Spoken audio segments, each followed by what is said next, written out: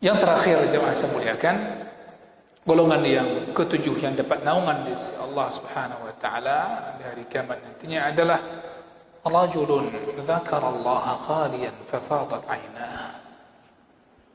Kita punya kesempatan ini.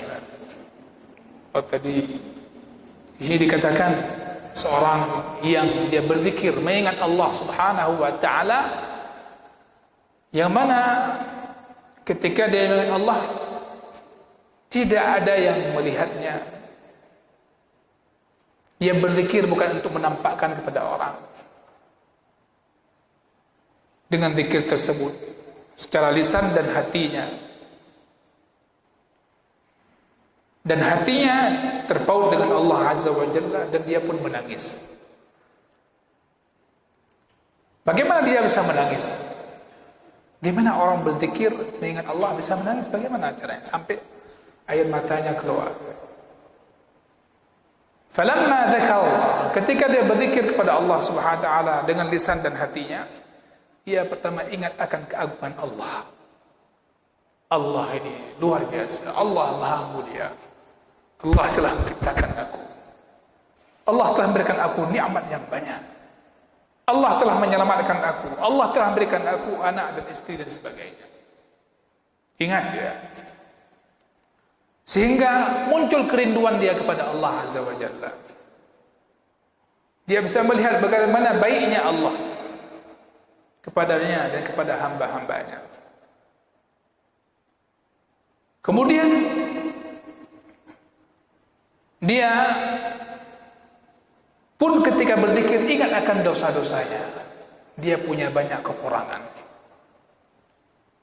Andaikan dia mungkin umurnya sudah lanjut, dia ingat di masa-masa mudanya banyak dosa, banyak kesalahan. Dan dia bersyukur kepada Allah ketika saat itu dia masih bisa ingat Allah. Dia rasa bahkan masih bisa mengingat Allah itu nikmat Allah paling besar sekali. Bahkan kadang dilakukan ketika orang-orang lain lalai. Di waktu-waktu yang banyak manusia itu lalai. Bahkan di tempat yang kosong malam hari tidak ada yang melihat. Mengadu, mengenun Allah Ta'ala. Ingat akan dosanya. Ini juga ingat kepada Allah. Hadirin yang saya muliakan, maka hamba-hamba yang demikian ini merupakan hamba-hamba yang dirahmati Allah. Ketika kita mendapatkan salah satu dari 7 golongan ini, maka bersyukurlah kepada Allah dan minta kepada Allah agar senantiasa kita istiqamah. Hati ini, Pak, dia tak ubahnya juga seperti lahiriah kita. Baju kita bisa kena najis, bisa kotor. Hati kita juga bisa najis, bisa kotor. Bagaimana cara membersihkannya? Caranya di antara berdoa kepada Allah, di antara doa yang diajarkan, Allahumma ati nafsi taqwaha wa zakkiha anta khairu man zakkaha. Ya Allah, ni beri batin dunia, jiwa dunia taqwa ya Allah. Ni peglih ya Allah. Kita minta. Andaikan manusia mengambil perhatian untuk hatinya sebagaimana mengambil perhatian untuk fisiknya, lahiriahnya, untuk membersihkannya, maka insya Allah dia selalu dalam keadaan bersih. Hadirin yang saya muliakan, maka dari 7 golongan yang telah kita sebutkan, ada kalanya di antara hamba-hamba Allah dia mendapatkan 1 dari 7 itu. Alhamdulillah. Atau ada kalanya dia bisa mendapatkan 2 dari 7 tersebut. Ada kalanya dia dapatkan 3 atau 4, 5, 6, bahkan 7. Ini mungkin. Ini mungkin. Ke-7 itu bisa kita dapatkan. Ya. Dan Allah Subhanahu wa taala rahmatnya tidak pernah dibatasi. Sebagaimana pemahaman orang, aku enggak mungkin dapat. Tidak boleh kita bersangkaan demikian kepada Allah. Ya. Lun cikau rumruh hakai. Tidak, Pak. Tidak sedikit hamba Allah yang bertobat di akhir hayatnya, besok dia meninggal jadi ahli syurga. Ya. Maka ini orang-orang yang sudah taat dan selalu sombong kepada orang yang bermaksiat. Karena kita tidak tahu bagaimana akhir hayat kita. Maka berharaplah kebaikan, Allah akan berikan kebaikan. Ya. Itu amal yang tidak terputus, selalu mengharapkan kebaikan. Karena bisa ada kalanya satu hal yang tidak kita sukai, mungkin kita kurang sabar, kita lupa di balik itu Allah berikan banyak kebaikan. Asa an takrahu syai'an wa ja'alallahu fihi khairan katsira. Enggak dikatakan khairan wahida, banyak sekali kebaikan. Namun ada kalanya kita tidak sabar untuk menjalankannya. Dan antara satu golongan dengan golongan yang lain tidak ada pertentangan, sehingga mungkin orang bisa mendapatkan 3 golongan itu, dari 7 atau 2 dan seterusnya. Hadirin yang saya muliakan, ini sebagaimana Nabi SAW mengkhabarkan kepada kita, Inna lil jannati abwaban. Sesungguhnya syurga itu memiliki sejumlah pintu, bukan satu pintu. Maka jangan pernah membatasi syurga seakan-akan hanya untuk kita saja, seakan-akan hanya untuk golongan tertentu saja. Tidak. Selama dia mukmin, muslim, Allah memberikan peluang pintu masuk syurga. Di sini dikatakan fastabiqul khairat. Kita mesti mengenal diri kita. Kalau kita kurang dari sisi infak, kita tahu kita punya kelemahan, enggak punya di bidang itu. Kejar di bidang yang lain, di sisi yang lain. Ya. Pintu syurga tidak satu. Anna lil jannati abwaban.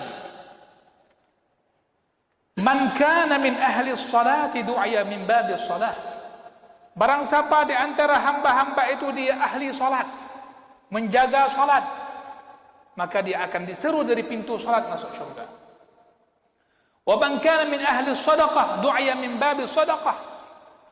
Dan di antara hamba ada yang ahli sedekah, maka dia akan diseru dari pintu sedekah. Dia bisa masuk melalui pintu sedekah. Wa man kana min ahli jihad, yang di ahli jihad akan melalui pintu jihad. Wa man kana min ahli siyam, ahli puasa, dia akan masuk dari pintu babur rayyan. Maka tidak mustahil orang dia ahli puasa dan ahli salat bisa dapat. Sebagaimana Abu Bakar radhiyallahu an bisa masuk dari semuanya pintu mana yang dia suka. Semuanya bisa dikumpulkan. Hadirin yang saya muliakan, maka Abu Bakar mengatakan, "Ya Rasulullah, ma 'ala man du'a min wahidin min hadhihi al-abwab min darurah." Ay alladhi yud'a min babin wahidin sahal. Artinya Abu Bakar mengatakan kepada Rasulullah SAW, kalau disuruh di satu pintu itu mudah. Tapi apakah ada di antara hamba yang disuruh di semua pintu masuk syurga di 7 buah pintu yang? Qala na'am. Rasul menjawab pertanyaan Abu Bakar radhiyallahu anhu, "Ya. Wa arju an takuna minhum ya Abu Bakar." Rasul mengatakan, aku berharap engkau wahai Abu Bakar orang yang masuk dari semua pintu syurga. Allah, busyra, ahli syurga. Maka sangat tidak pantas orang menganggap seakan-akan hanya bisa masuk dari satu pintu, apalagi memvonis dirinya aku enggak masuk syurga. Allah telah buka pintu-pintu itu, silakan ambil bagiannya di dunia. Hadirin yang saya muliakan, nas'alullah min fadlih. Artinya kita ingin sampaikan bahwasanya Abu Bakar itu akan diseru dari semua pintu syurga karena dia ahli salat, ahli sedekah, jihad, puasa, semua pintu-pintu kebaikan, masalah kebaikan telah diambil bagian oleh Abu Bakar radhiyallahu anhu. Telah diambil bagian oleh Abu Bakar radhiyallahu anhu. Semoga kita termasuk orang-orang yang mengikuti Abu Bakar nantinya bersama Abu Bakar radhiyallahu anhu. Sahabat Nabi itu telah memberikan motivasi dan semangat kepada kita dalam beramal. Maka tidak mustahil di antara kita itu kalau sungguh-sungguh mengikuti yang ikhlas karena Allah Ta'ala, kita nanti di surga bersama mereka. Amin ya rabbal alamin. InsyaAllah akan kita sampaikan lanjutannya pada pertemuan ke depan. Subhanakallahumma bihamdik asyhadu an la ilaha illa anta astaghfiruka wa atubu ilaik. Wassalamu alaikum warahmatullahi wabarakatuh.